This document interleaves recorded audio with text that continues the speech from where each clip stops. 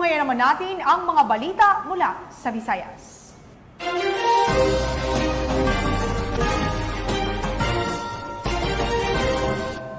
Walang kawala sa batas ang isang magsasaka na tinaguri ang top 5 provincial most wanted person dahil sa kasong statutory rape matapos maaresto ng kapulisan sa Trinidad, Bohol.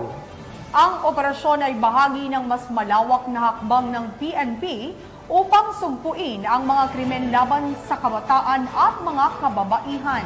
Ang buong detalye ng balita ni Patrolwoman Flora May Azares.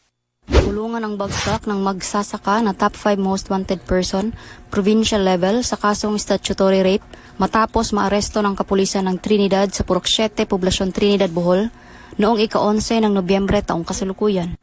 Kinilala ni Police Captain Waldo S. Batad, Chief of Police ng Trinidad Municipal Police Station, Bohol Police Provincial Office, ang magsasaka na suspect na si Neil, 39 anyos, na residente ng Purok 7, Barangay Suom, Trinidad, Bohol.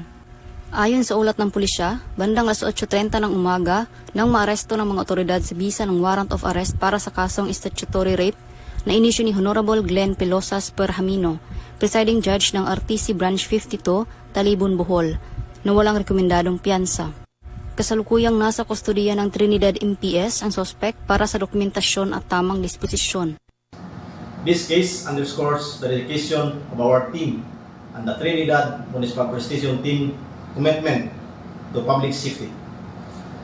After a relentless operation of the station tracker team led by Police Lieutenant Raymond Pepito, the Deputy Chief of Police, this operation exemplifies the effectiveness of teamwork and dedication of tracker team in gathering intelligence which led to the arrest of this individual. As Chief of Police, I am humbly asked for your continued support and cooperation as we pursue our mission to ensure public safety and justice for all.